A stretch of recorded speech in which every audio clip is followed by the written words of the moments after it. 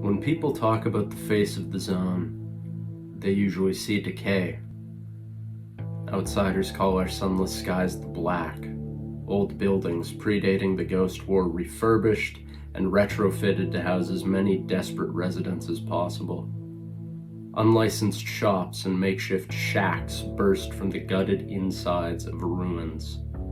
Overhead black clouds of smog and spores conceal the outside world in shadow.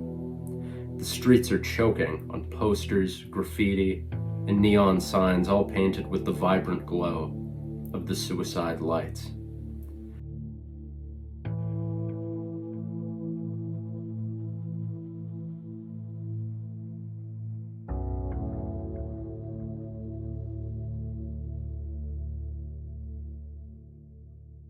What's up, folks? Spiderfly back again on the World Wide Web. It's been a while. I'm also realizing top of my hat is gonna be a portal to another dimension, but who cares? Yeah, it's been a while since the last video. I had a bad month, but we're back. We're locked in. It's time to make some more videos. As you're gonna notice, I made an attempt to up the production quality on these videos. I did buy a mic. It is not working how I hoped it would.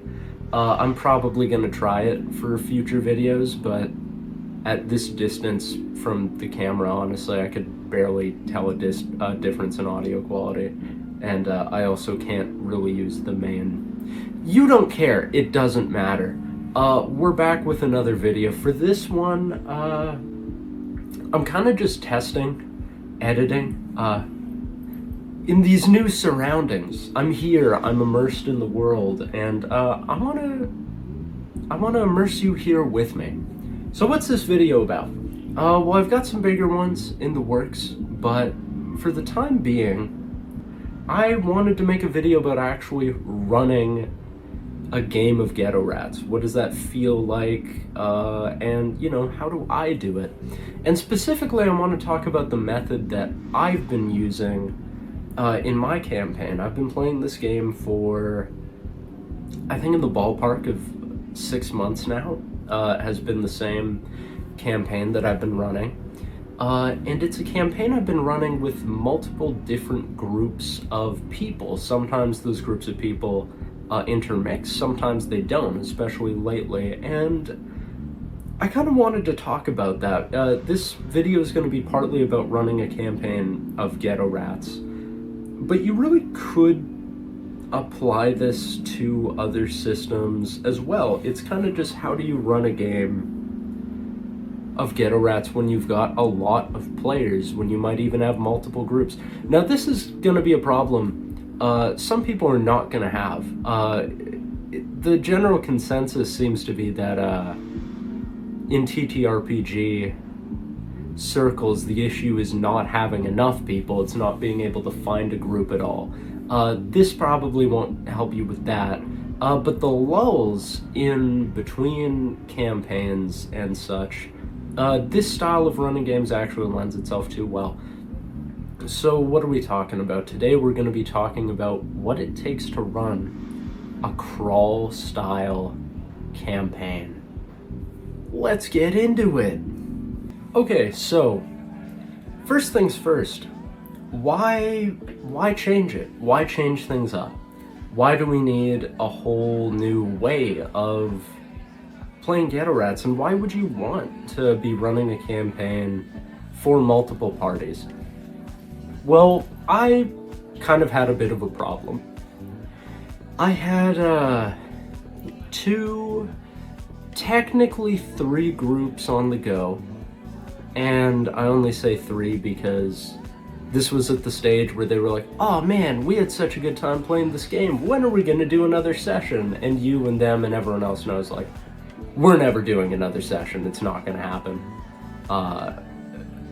I don't know if anyone will. I feel like if you run games, you understand that feeling of when people are like, oh man, remember when we were playing that game that you do, and it was, you know, it was fun, we should do that again sometime. And it's like, buddy, this is never gonna happen. You work full-time, everyone here works full-time, like, you're not, we're never getting all of us together in a room ever again.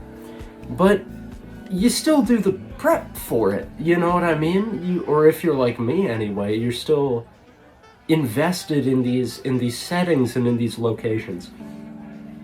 I have this obsession when I'm running a game, which is I think why I gravitate so much towards, I mean, there's a lot of reasons I do, but gravitating towards like urban, dense environments, like cities, not so much, I don't know, I lose interest very quickly when I'm running a campaign on a frontier or in a wasteland or even in a fantasy world where there's just big rolling plains and forests, and I don't know, it doesn't do it for me. I've tried a lot of times, it's fun sometimes, but nothing beats the city for me. And all I ever want when I'm running these games is to feel like I'm there, and I want my players to feel the same way. I don't want, you know, when they eat, I don't want it to be this, oh, whatever your character eats. It's like, no, you're going to the noodle shop at that intersection where you're at every day. You know, you want to go to the bar to plan your heist. Well, you're there, you're at the bar. Who's in the bar? Who's in the background? Where do people work? Where do people go to school? Where do they go to church? Where are all these places in relation to one another, you know? It is essential for me to have these cities feel like they are breathing with you and they are taking up space with you, and you are just a small, insignificant kind of piece of the much bigger puzzle. And that all sounds great on paper, except if you've ever prepped or ran a campaign, you know how much work that is. It's not that it's impossible to make living, breathing cities and to make these immersive campaigns. It's impossible to do it without really putting the time in, and it's really hard to do it without it overshadowing you know, what your party is getting up to, right? There's no worse feeling than running a session, going absolutely crazy on prep, you know, to the point where you know all these NPCs, you have 100 quest hooks, you've got all these unique locations, and then your group just kind of falls through. Or the problem that I was having, where I wanted this living, breathing city and I had all these ideas, but I had to split all these ideas between multiple different groups and multiple different settings. So instead of having one really focused location, I had a bunch of locations that I was splitting my focus between. And it was starting to bother me a bit. I also had like really different skill levels between a lot of my players, and Geto Ratz kind of is a skill-based game in a lot of ways. It's very strategic, especially in regards to how you design your characters. Like, people that have never played the game before versus people in my group that have been playing it for years and years at every iteration, every stage of development, they play the game very differently. And when I'm trying to create an immersive world, it can kind of clash with some guy who, you know, John Perk, who's got, you know, +2 in one stat and then just is like a Fatal Strike build or something, where it's like, oh, I punch him in the face for 70 damage, and you're like, what? You can do that? They can do that, you know what I mean? So this was the problem I was having. I wanted to really focus on creating one really detailed, really grounded setting, and I didn't want to split my focus between a bunch of groups. And then I realized I didn't have to, and that all of the tools I needed to create this living, breathing world were right in front of me the whole time. So what were they?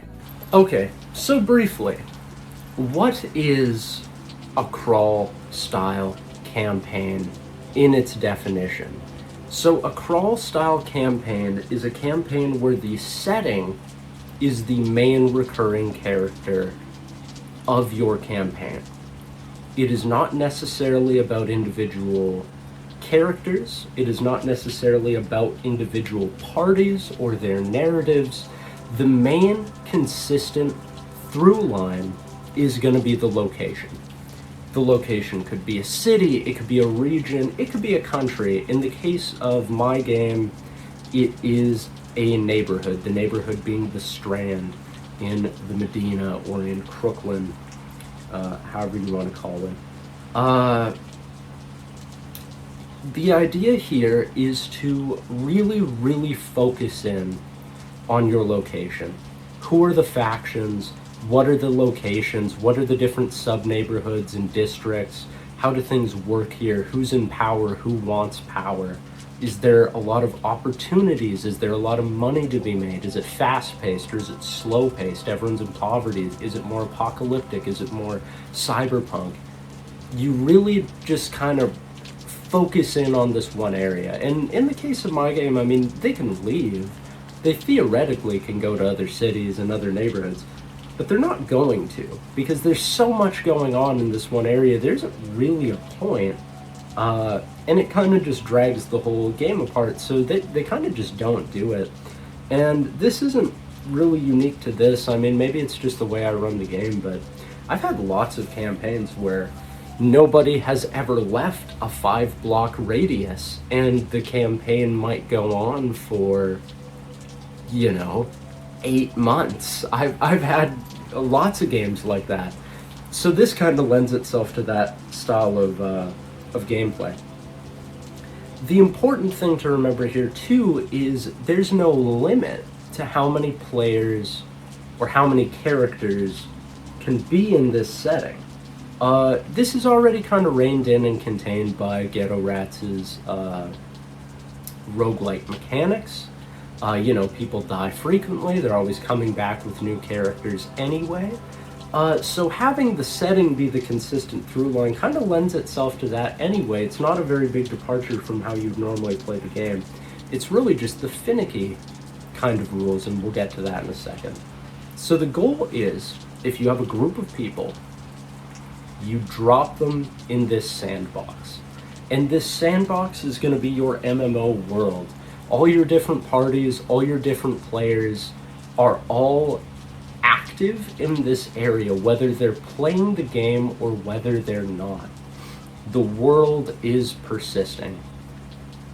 So this takes us into our first rule, our first ruling, and this is something that's important to figure out in any TTRPG you're running, because it's something you're going to run into as a game master. First rule. This is going to be important in any TTRPG, and that rule is absences. What happens if somebody isn't at the table, if they don't make the session, if they don't show up, or if you're running with another party? Because this was the main thing I had to figure out, was the progression of time. If, this group plays for 3 in-game days, and that group plays for 4 in-game days, and then we come back. What was the other group doing for 4 days? And so for absences, the way we run it is the time you spend controlling your character is the time where there is interesting stuff that they are doing. We're not watching every single moment of your character's life. We're watching the interesting stuff, right? The highlight reels, if you will. Yeah, we're watching the highlight reels. So what's your character up to? Well, the most important thing is you cannot find them. Another party cannot run up on your character and shoot them dead in the street if you are not at the table. Your character kind of exists in sort of like a void. The way I run it, it's almost like in GTA 5, when you swap between characters in times past, and you go, okay, I'm gonna control this guy, and it zooms in, and they're just in the middle of some crazy situation that you did not see the build up to. Usually you don't want it to impact the gameplay too much.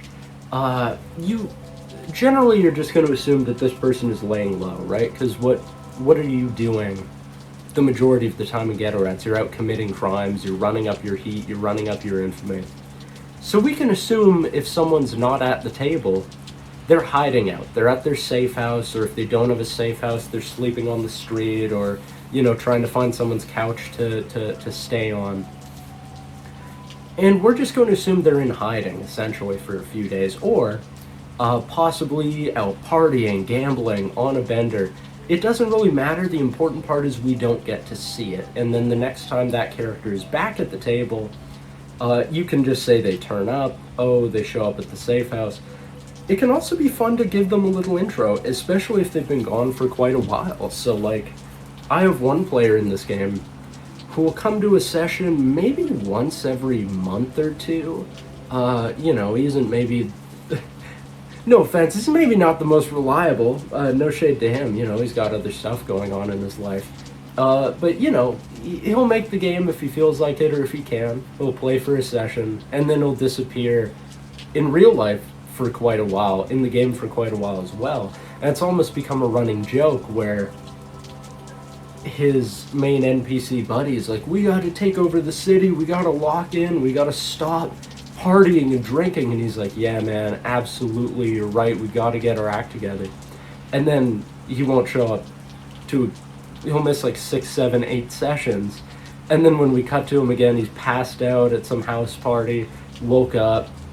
All the NPCs he knows are like, you've been on a bender. Last time I saw you was 7 days ago. You drank 2 entire bottles of vodka, popped 7 pills, and then jumped out a window, and no one's seen you in 7 days. Where were you? He's like, I don't even know, man. I just woke up here.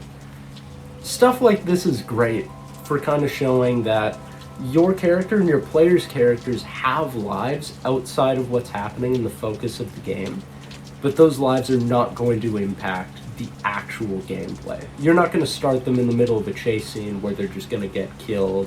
You're not going to start them in the middle of a job as it's going bad.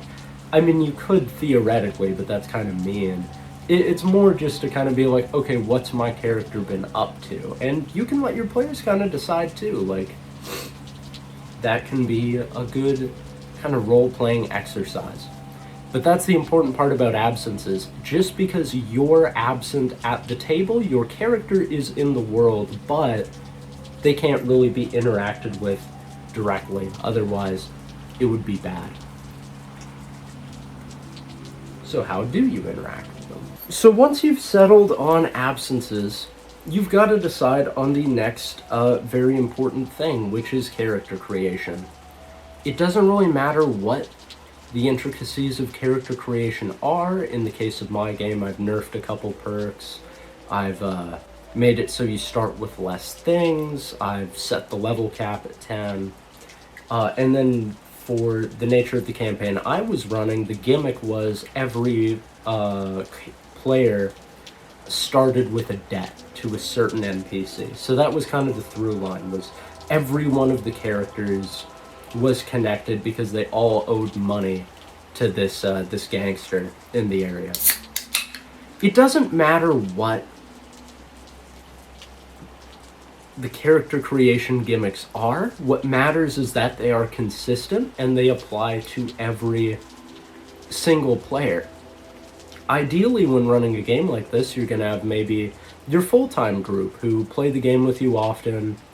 They're pretty good at it by this point. Maybe they've had 1 or 2 campaigns under their belt. You might have the new people who've never played this game before. Maybe they've never played a TTRPG before, right? And they're all going to be kind of coexisting in the same sandbox, right? So it's essential that the character creation rules are the same across the board. These guys don't get to start with better gear than those guys. These guys don't get to start with perks that the other guys have off limits. And you can make changes and bug fixes as it goes on, but it's important to let your players know. And just to make sure that the rules are consistent, they have to apply to everybody. You don't have to play the game as it's written. You don't have to play religiously off of the book. Sorry, I'm pointing off camera to where the books are, you can't see it. But it has to be consistent for all your players. Which leads me to the next thing because of that. Because of the nature of bloodline points and legacy points, where for those of you who don't know, anytime a character in Geto Ratz dies, you get a meta currency that you can spend on future characters, and anytime that they accomplish kind of what their end goal is, you get lots of meta progression out of them. And so, when you're doing that, people that have played the game for longer have a huge advantage in character creation. So in the case of my campaign, where everyone is starting off in debt, where guns are really hard to get a hold of, where no one really knows that many people, like everyone's starting with less show, with less money, there's a big debt. A lot of the characters in the lore are new to this area, like they've been smuggled in, but they've not, they're not from here, right? So they're trying to learn what are the locations, who's running things, like what is this place that I'm in? And if you have another group show up where they have a bunch of like meta currency they've accumulated over multiple other campaigns, that creates a big discrepancy. So what I did was, you can only spend bloodline points or legacy points you've earned in this campaign. I think a lot of people would look at the meta progression systems in Geto Ratz and be like, oh, how do you balance that? That's how you balance it. Tell them no. Literally, it's your game. So in this case, that's exactly what I did. I didn't want there to be an unfair advantage to my group that had been playing this game for years, when the new people had never played it before. So that's one of the first rules I did was, if you earn a legacy point or a bloodline point in this campaign, you can use it in this campaign. None of the other ones count for this. Everyone starts with a fresh slate. And this kind of leads into the third thing, and this was the most important one I had to figure out. It was the one that gave me the most trouble, and that was rent, expenses, expenditures. In my home games, everything was on a week-by-week basis. It was kind of just known Sunday is rent day. So whatever you've got going on, come Sunday in-game, you've got to pay your rent, you've got to pay your employees, you've got to pay your debts. Everything was on a week-by-week basis, but you can't do that in a game like this, because if you show up, play 2 in-game days, and then the next group shows up, plays 8 in-game days, then you show up, play 3 more in-game days, you can keep missing that rent day. And again, absences, right? You don't want people gaming it so they're never there when rent is due, but you also don't want people, like, maybe they just can't make it for a couple weeks, and then they show up and it's like, oh yeah, you owe rent on 3 in-game weeks, because that sucks too, right? I thought about having it where 1 session is 1 in-game day, but that's lame. Obviously there's the idea of like different people are on different like timelines almost, but that's also terrible and not fun to implement. It's easier when you say if you're absent, you're absent. You're not being taxed on it. So how do you do it? And what we landed on was session by session. Your rent, the expenses of your, we call them retainers in the rules of this campaign. This is any NPC that you are paying, that is on your payroll essentially. So if you've got youngers that are overseeing criminal operations for you, if you've got a bodyguard, if you've got enforcers for your crew, that anyone that you're paying like a salary to work for you, gotta pay them every session. Every property that you have, all your safe houses, your stash houses, gotta pay for them every session. Your debts, and debts are a big mechanic in this game that I've been running, and I would recommend you to play with them in yours. I'll get to that in a minute. Your debts compound, whatever the interest rate is, at the end of every session. So this immediately puts your players on the back foot, where if they agree to come for game night, yeah, I'll come to the session, sure. The second they sit down at the table and you roll that weather check and see what the weather's like today, the clock is ticking for them to earn their keep for the session. If they've hoarded a bunch of wealth over the course of a bunch of sessions, maybe it's not a big deal to them. But for that guy who's got $80 in his inventory, the second he sits down to play the game, it's okay. You know, character arcs, world building, the main quest line, I don't care about any of that. I need to make $600 before I leave this session, otherwise I lose it all. And I actually really like that. It immediately, especially in the early game and even into the mid game, forces your players' characters to act like what they are. They're Geto Ratz. These are desperate, low-level criminals that need to make enough money just to survive, you know? Sure, they can blow it all on nice clothes or on new equipment or on new vehicles and safe houses, but at the end of the day, every session they sit in at, they are losing money and they have to make it back. So I don't have to keep track of anything, really. I don't have to worry about, oh, is it this day of the week? Okay, everyone has to pay. I don't have to keep track of who's paid and who hasn't. These guys sit down and they look at the number on their character sheet for their total expenses every session and they go, yeah, it's tricky. Now everything is a risk. Yeah, you want to have a safe house so that every time you get raided by MetSec, you don't lose your entire inventory, catch a bad case, end up in prison. But maintaining 2 properties, 2 rentals, that's a lot of money. You know, it might be $400 for a slat to lay your head in, and then $400 for another apartment to keep all your illegal goods in, but now that's $800 a session that you're burning every time you play. The first thing you do when you sit down at the table, I gotta make $800 for rent. It's a risk. It's a calculation you have to make strategically, right? Retainers. Is it worth hiring a ton of people? Because in a regular Geto Ratz campaign, it's almost a good idea to just expand really, really quickly. Like, it's better to have 8 dealers selling for you than 4, because you're making more money, and so why worry about, you know, should I hire them on? I don't know. Now it's a real risk, because if the session ends up being 8 in-game days, then those 3 dealers you hired at, you know, between $600 and $800 a session, they're going to make a lot more than that. But if the session ends up being 1 or 2 in-game days, all of a sudden, that was a big expense.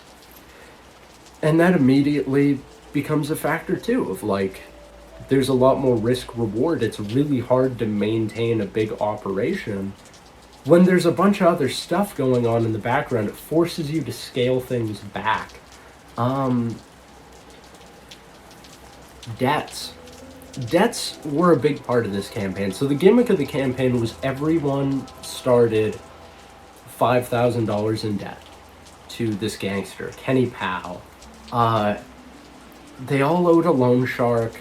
For the first group, it was he smuggled them into the city, and then it just kind of became like a character building question of why do you owe a bunch of money to this guy? Everyone's going to have different reasons for it, but everyone starts off in debt. And the interest compounded by 5% every session. He wasn't always on you immediately. You get a bit of leeway, but you gotta pay him back eventually. And so it became this question of, do you pay him back? Do you work missions for him for free to try and keep your debt in control? Or do you guys rise up and take him out? Well, where we're at in the campaign, the groups have almost worked together and collaborated to make him one of the most powerful men in the entire area. He's basically like a warlord now, and he started off as a nobody because they just kept propping him up and building his power for him, which was not what I anticipated at all, but it's great and I love it. It's almost become like a fan favorite, even though the whole gimmick of the campaign is you start off owing him a ton of money. But then this became another question of, what if you want to owe money? Because when you start off at a really low level and you're competing with other parties on top of just different factions in the world, you have all these big operations, you've got, small businesses you're investing in, you got to pay rent on those to get the passive income. You've got your employees, right, your retainers, you've got your rental properties.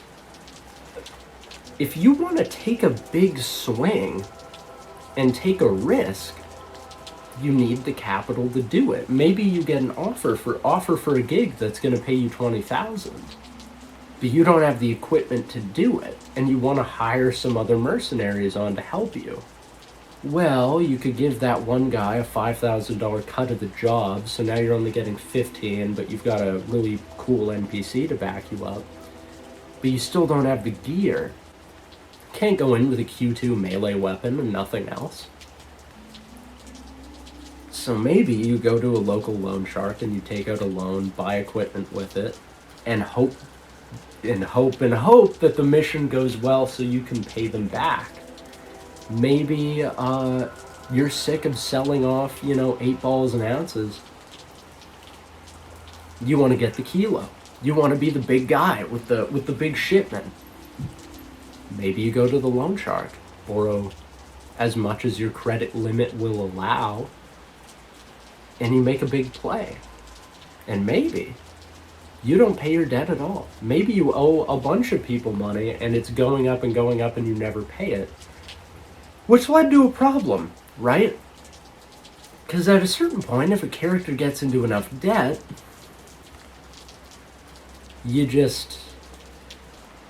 what then? Well, if they die, then maybe that's easier than paying it back. So there's another rule. If your character dies in debt, that debt is transferred to your next character, whatever the amount is. If you pay your debt down to 2,000 and die, your next character starts 2,000 in debt. If your debt grows and grows and grows, you die 12,000 in debt, your next character is 12,000 in debt. So it continues, and if you pay your debts off, your next character starts debt-free. And that became the race of the campaign, was everyone wanted to pay off their debt so that their next character did not have any debt and they could get a clean slate. Some people had their debt, were paying each other's debts off. Some people would pay their debts and then take out more debt and then die in debt. But debt became a big factor. And to balance this, I added banking rules. So what's banking? Now your player character, I guess, can pay, again, it's an expense every single session to open a bank account, but then if they die, their next character gets to inherit that money. So again, it kind of builds on these MMO mechanics of you sit down at the table, you have to pay for your seat at the table in-game currency, right? The second you sit down at the table, clock is ticking, you've got to make rent. Every single session, every single time. You got to pay off your debts. If you die in debt, you keep the debt. You want to put your money in the bank so you can have that meta progression between characters, and you're all competing in the same ecosystem. So then how do you handle that? Different groups competing against one another. Oh, one thing I forgot to mention. This might seem like an immediate problem.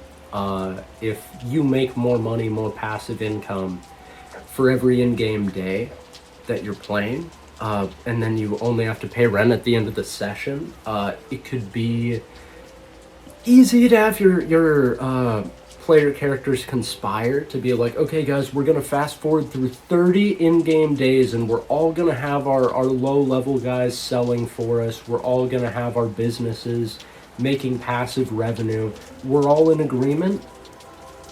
There's a couple things that contain that automatically. Number one is conflict. Because the reality is, there's a lot of other money-hungry individuals in the zone that are not just going to let you run a business in peace. If you're holding a corner, you've got to hold that corner. Someone else is going to make a move on it. Your supplier, maybe he gets busted by the police on a heat action. Maybe your competitors take him out. Maybe he's got to go on the run. Your legit businesses, maybe someone starts to extort them. Maybe you got to find a new supplier for your food, a new smuggler to bring like rice and water in. There's always going to be competition. So that's the first thing, is there's always going to be an obstacle, and as a zone master, it's up to you to kind of keep track of what is fair and what's realistic, right? There always has to be conflict. The other thing is food and water. So in this campaign, your character has to drink every day, and their condition goes down, they have to eat every day. So you have the overall session expense of rent and retainers and stuff that makes you want to get as many in-game days as possible. But you also have the trade-off, which is time at the table. You only have so much time to play in a session, right? But the other one is food and water. Food and water is a daily expense. So every day that passes, gotta make sure it's like your character's almost like a Tamagotchi. In this kind of system. You gotta feed them, you gotta give them water, you gotta keep them alive, you gotta keep them out of combat. And then the longer you play for, too, the more rep you're getting at the end of the session, which is usually a good thing, but it can be a bad thing, too.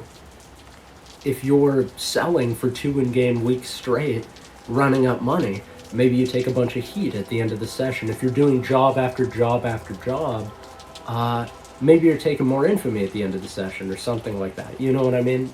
So there's a lot of things to contain it. I just wanted to clarify. That's probably an important detail of this. You've got per in-game day expenses, which is just the day-to-day cost of living, maintaining your equipment, that kind of thing. And then you've got the per session, which is like refueling your cars, rent on your properties, payroll for your employees, that kind of stuff. Okay. So this leads us to kind of the last facet of this whole experiment, which is conflict versus cooperation. You've got 2 or more different parties running around in the same sandbox, committing crimes, getting into shootouts, muscling in on different markets, taking high-profile jobs from high-profile contacts. Sometimes, if you're short a couple players, you can take some players from one group, mix them together.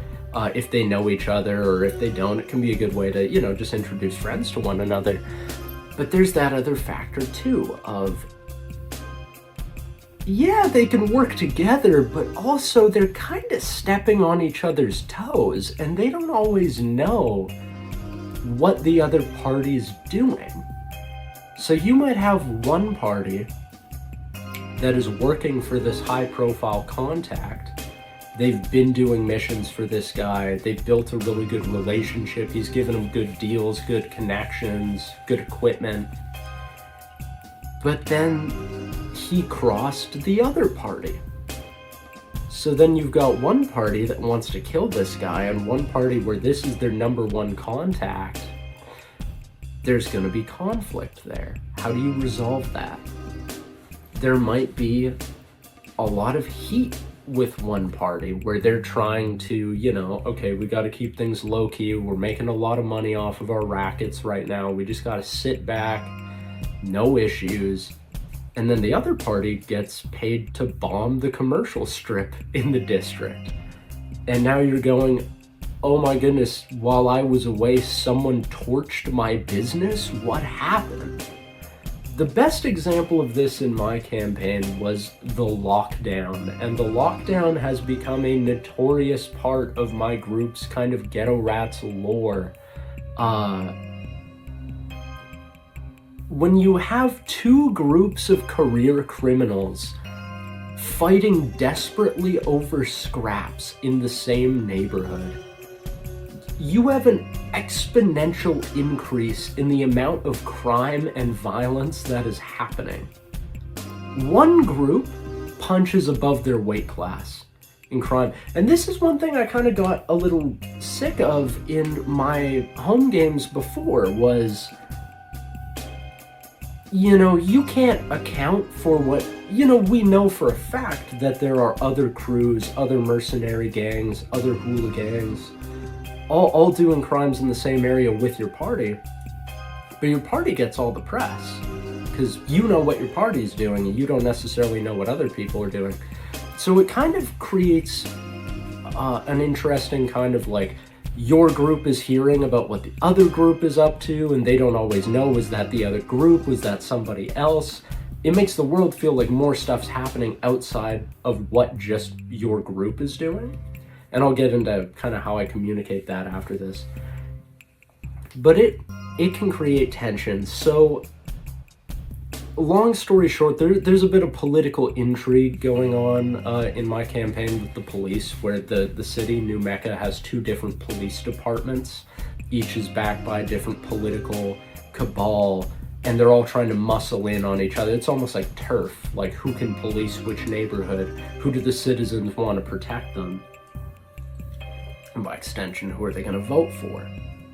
Well, with so much crime going on because of these 2 parties who were just off the chain. Like, there was no rules, civilian casualties, broad day shootouts, bombings. It was out of control. And the police had to do something about it. So they tried to bust them. People keep getting away. They tried to say, okay, enough is enough. You guys got to chill out. Didn't work. And so the entire district was placed on martial law, and no goods and no people were allowed in or out until they could get the crime rate under control. Spoiler alert, it basically never happened.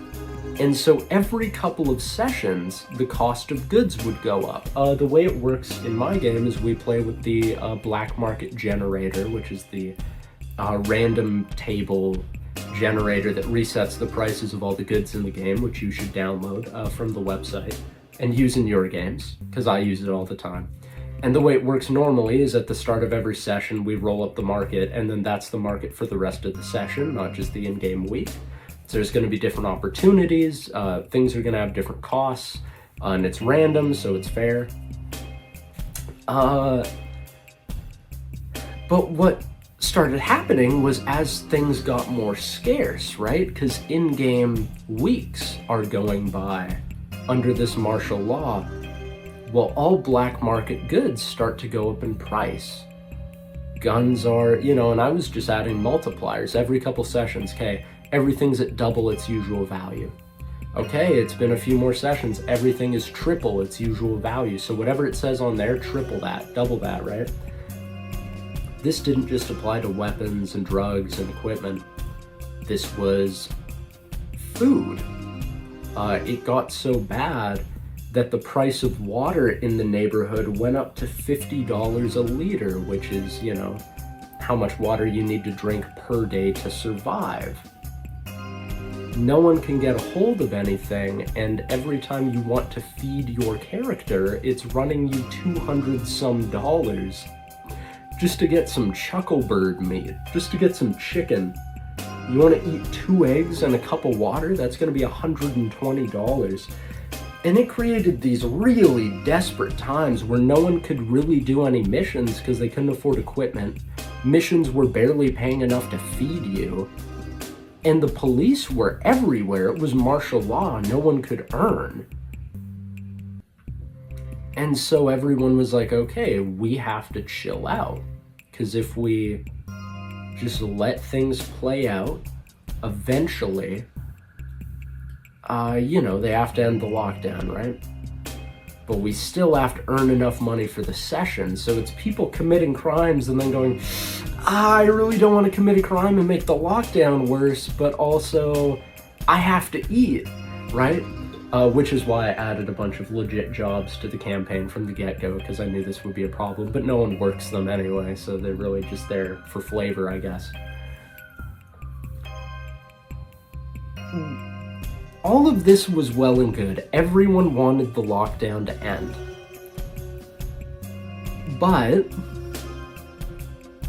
one player character was hired by, the reality was the lockdown benefited one group, which was a major corporation. And it didn't really benefit them so much as it really hurt a competitor of theirs. One of their competitors was having a bad quarter because all of their factories, or not all their factories, a lot of their factories were in this district, and now those factories could not operate. So they were losing money. And their competitors, this other corporation, decided the longer they could extend the lockdown, the more money their competition would lose.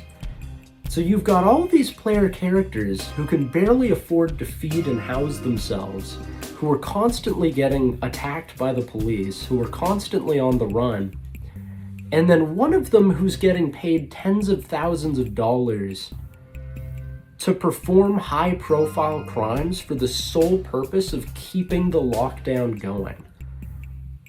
And this created more and more conflict to the point where you're gonna have PvP. PvP is controversial. In TTRPGs, a lot of people don't like it. For very good reason. It can really suck the joy out of a room when one person smokes another person's beloved character. I love it.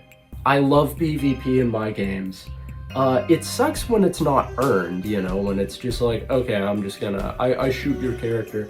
That's super lame. But when you have these build-up moments where two characters are so fundamentally opposed that they have no choice but to go head-to-head, or better yet, when you get that beautiful betrayal where you do the bank job, you've got it 100,000 worth of goods, and the guy whose dream is escape says, okay, I make the phone call, and the big bad shows up, and I'm gonna take my cut, and I'm out of there. Like, things like that. That's what I love. And it really shows you are not heroes in this game. You are backstabbing scoundrels who are just trying to get by. There's no loyalty here. There's no camaraderie here. And if there is, you're probably on the losing team.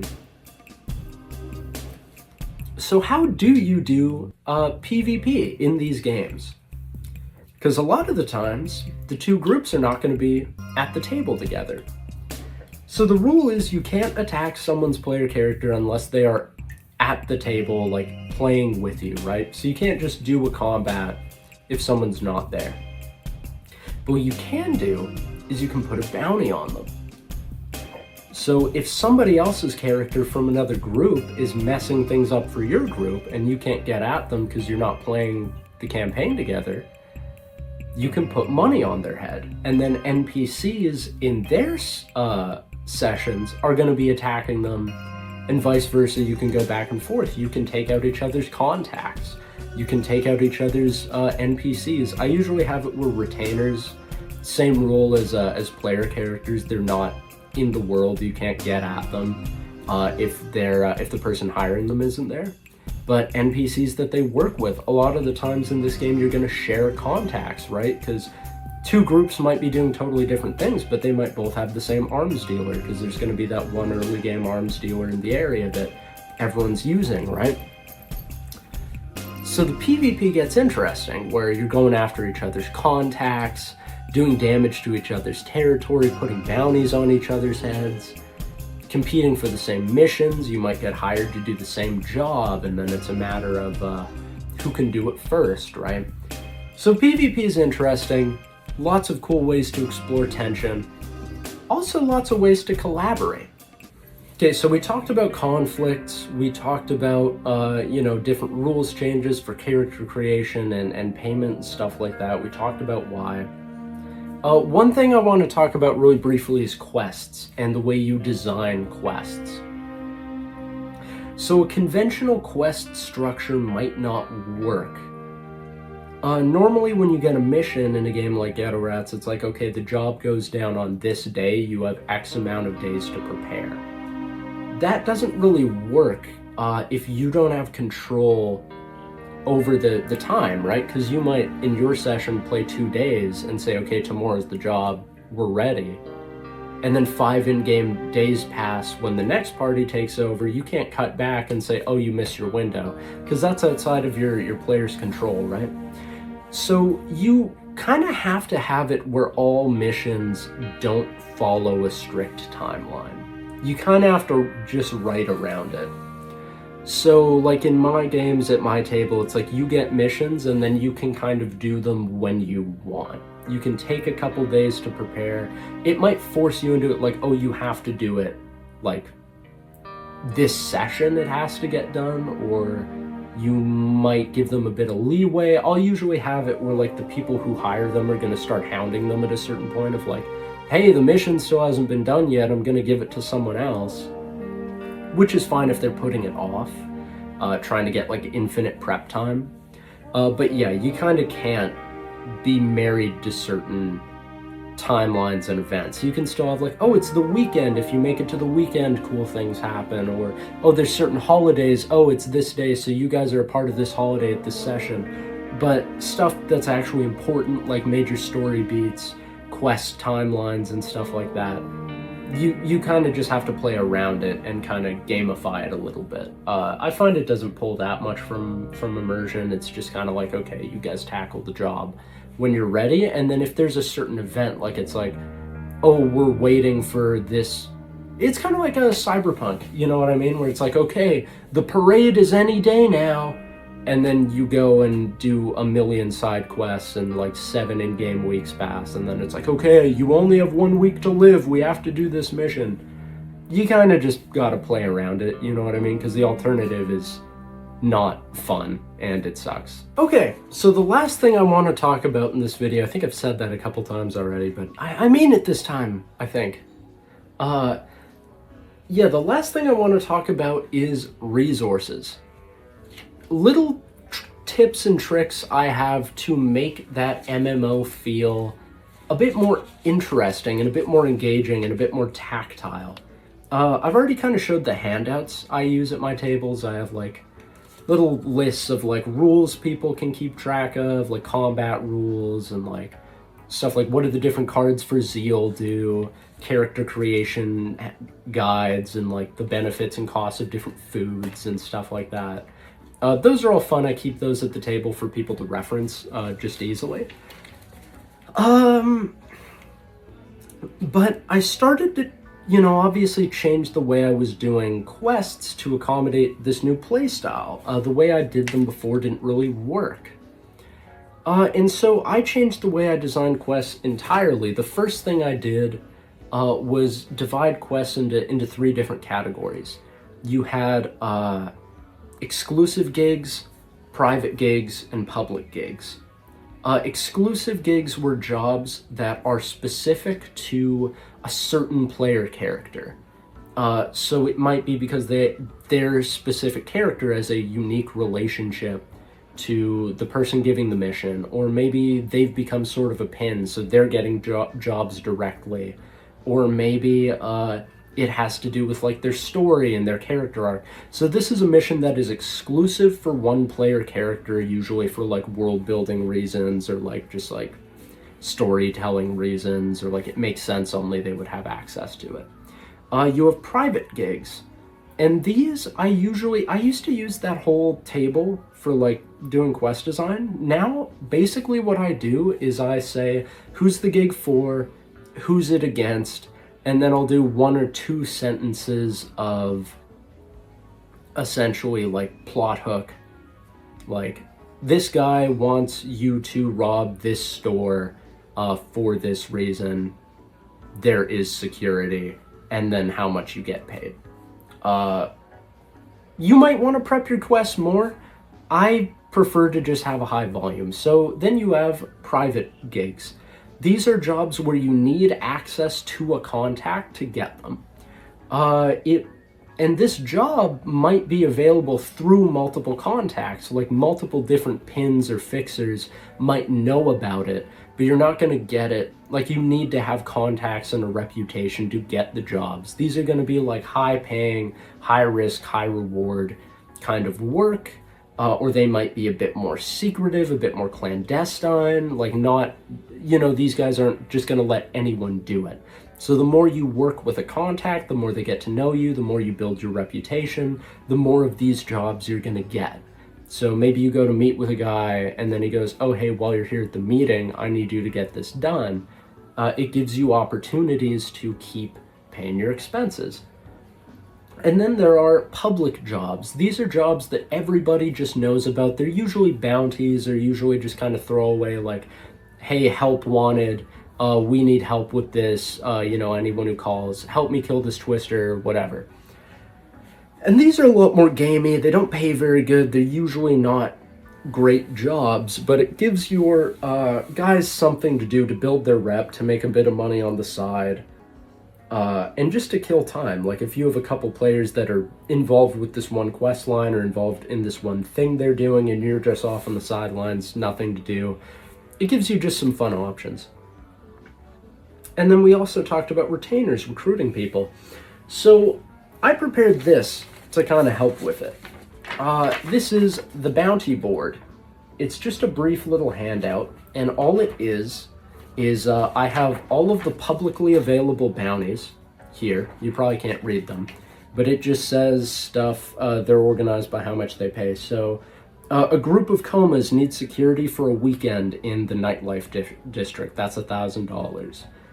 The Night Market Guild puts out a bounty on basket case, $2,000. And then we also have some, like, where is it? It's in here somewhere. Iceman places a bounty on Wild West and Big Nuts. Forgot I'd be reading that part out loud. That's an NPC who has put a bounty on certain player characters. So now anyone from any group can look at the bounty board and go, oh, I have a bounty on my head, and any of my other party members could kill me and cash in this bounty, but NPCs are also going to be coming after it, right?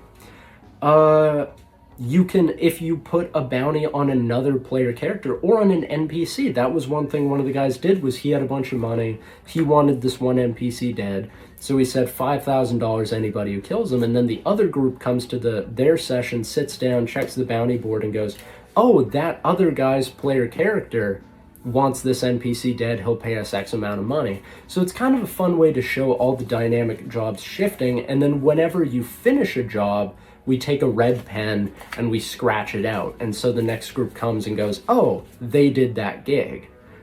This also applies to the help wanted one. So I have a bunch of names of different NPCs that you can recruit, the stats that they come with, and then their cost per session. So for this, it's $100 per level per session.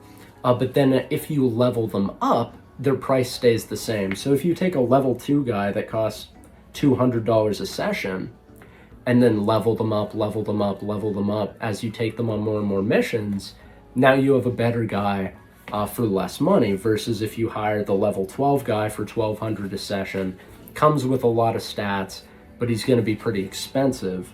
Kind of like Mountain Blade rules. You can hire the mercenaries, or you can start with the peasants and work them up to knights, right? And again, if someone hires them, scratch them out with the red pen. So there's competition for missions, and there's competition for resources, and there's competition for recruits. You might say, oh, I really want to hire that guy, but I don't have the money this session. I'll hire them next session. Come to the next session. Someone else hired them. Who hired them? That makes me angry. I'm going to put a bounty on that guy. And it's fun. The other thing I'm going to add is messages on the back. I haven't really made it clear to my party yet that I'm going to do that, but it's going to be, the back of the board is where you can write messages for the other, kind of like a chat room. So this could be deals. If you have some weapons that are really hot and you want to get rid of, you might say, hey, does anyone want to buy these X amount of money? You can get them. And then the other group might show up, go, oh yeah, that's a great deal, we're going to accept it. So you can do like trade deals. You can also just taunt them or troll them. The other thing I've been doing, and this is pretty new, is I've been doing just like newspaper articles to kind of show, I don't do them every session, but I'll usually do them anytime that, like a major like plot point happens or anything that's like a big development. So in the case of this one, this major player character died, so it made the news. And then the NPC everyone owes money to went on the run, and so that's something everyone wants to know about. Another one was, oh, they're opening a new restaurant in the zone. That's a fun detail. But then over here, you know, cracking down on homicide. Everyone's taking more heat after every session. Got stuff like, you know, twister attacks are on the rise, or oh, there's been a big wave of refugees from fires on the other side of the city, so the population in the districts is going up. And sometimes your group is going to look and go, hey, we made the news, we did that. Sometimes they're going to look and go, did the other party do that? Did that just happen in the world? Like, what's the story behind it? And you can kind of catch glimpses of what the other people are doing, and the consequences of what those actions are. But this is entirely optional.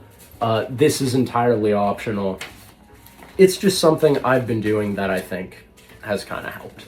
And yeah, so that's the video. This is kind of maybe not the most exciting one. It was just to kind of give you some ideas, like this is how I've been playing the game at my table. Some of the tricks I've figured out doing it. I find this is really good for, like, if you have a really big group, it kind of forces them to work together. If you've got multiple groups, you don't have to split your focus so much. Or if you're like me, and you're like constantly coming up with new characters, new locations, new things, you can pour all that creativity into developing this one place, and you don't have to worry about it being stuff that no one's ever going to play with, because it is. Everyone's going to play with it. All your different groups are going to be interacting with this stuff. It's not like you're developing some city in a campaign you're never going to play again in a location your player characters have never been. By keeping it contained, it allows you to just really channel every idea and see how it plays out. This would also be good at, like, maybe a convention if you wanted to play, or if you're running a game at, like, a local game shop. It's just really easy for people to come and go. The stakes are really clear, and it's like the second you sit down, okay, you have to pay for your spot at the table. You gotta pay your expenses. If you don't, your character goes homeless, they start losing con, taking stress.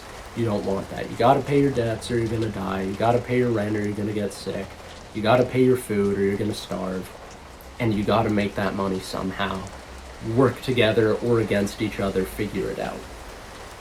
And yeah, it's really, really hard for me to imagine going back to a different play style at this point. It's maybe not the best for, like, story-driven, character-driven campaigns. That would still probably be better with a conventional campaign structure, because your people are gonna step on each other's toes. They're gonna get in each other's way. They're gonna ruin these moments where it's like, oh, you're building up with your relationship with this character, super excited to see how it plays out, and then the other party just robs and kills that guy, and then you're going, oh no, like, all of this work and time. It's really great for emergent gameplay. It's great to kind of reinforce that MMO roguelite feel that I think the game really, really does pretty well. But yeah, it's really, really mainly good for sandboxy campaigns. But when it comes to sandbox games, I really prefer it. Like, I think it really reins things in. And this is a good way to play even with one group. Because if someone misses a session, or if you have to bring in someone who only wants to play one time and then never again, there's still immediate consequences, and it still accounts for absences and stuff like that. If half your party doesn't show up, you can still play. You don't have to stop. And this is something that I've always... if you run games, you know that feeling. It doesn't matter what system you're playing. If someone can't make it, it immediately throws a wrench in your plans. Because you don't want to just have to cancel because one person bailed last minute, but also if it gets in the way of the story, if it doesn't make sense, how do you account for it? This gives you an out. Because you say, that guy, he's off doing some other stuff. Who knows what he's up to, but we still gotta eat. We still gotta take care of what we have to take care of. And it's great. It's hard for me to imagine wanting to play another way. I'm sure I will at some point. but I enjoy it quite a bit. And I hope it was interesting, at least to you as well, you, my 14 subscribers.